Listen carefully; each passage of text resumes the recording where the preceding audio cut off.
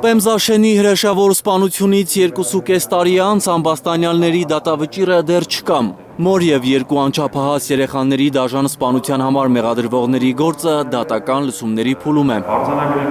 Աղմկահարույց գործը քննած դատավոր Արտուշ Գաբրիելյանը կաշառքի մեղադրանքով կալանավորվել է։ Քննությունը մակագրվել է մեկ այլ դատավորի՝ Ռոման Սմբատյանին, և նրա նախագահությամբ դատական առաջին նիստն է այսօր։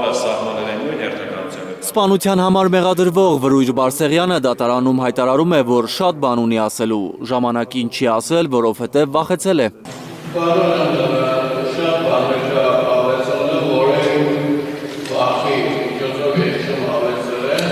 Դատարանը Վրույր Բարսեղյանին ճշտող հարց է տալիս, պնդում է իր նախաքննական ցուցմունքը, մեղադրյալը պատասխանում է այո։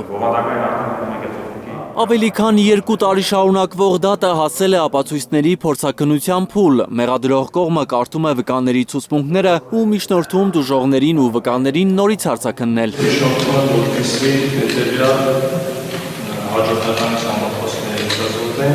Առաջինը հետազոտել են գրավոր ապացույցները, այնուհետև իրեն ապացույցները, հաջորդի հարցաքննում են ուժող Սևակ Մելիքսեթյանին, որից հետո հարցաքննում են վկաներ։ 31-ամյա Զարինե Մելիքսեթյանի, նրա 12 տարեկան դստեր ու 8-ամյա որդու սպանության համար ամբաստանյալի աթոռին հայտնված մյուս պեմզաշենցու Արկադի Բարսեղյանի պաշտպանն էլ միջնորդում է նորից հարցաքննել իր վստահորդին։ Առաջարկում է հետազոտել նաև Արկադիի տան Wi-Fi սարքը, պարզելու թե նրա հեռախոսը ողբերգության օրը վերջին անգամ երբ է միացել իրենց տան Wi-Fi-ին։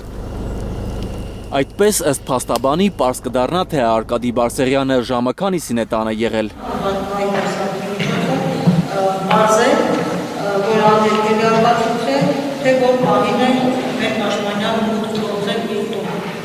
Թե երբ կհանգուցալուծվի դատական այս աղմկոտ պատմությունը դեռ պարզ չէ։ Դատարանը որոշել է օգոստոսի 14-ից սկսած ամեն չորեքշաբթի նիստ անել։ Էդգար Ղուշչյան, Հերիկ Համազասպյան և Անի Ղանդիլյան, Հայլուր։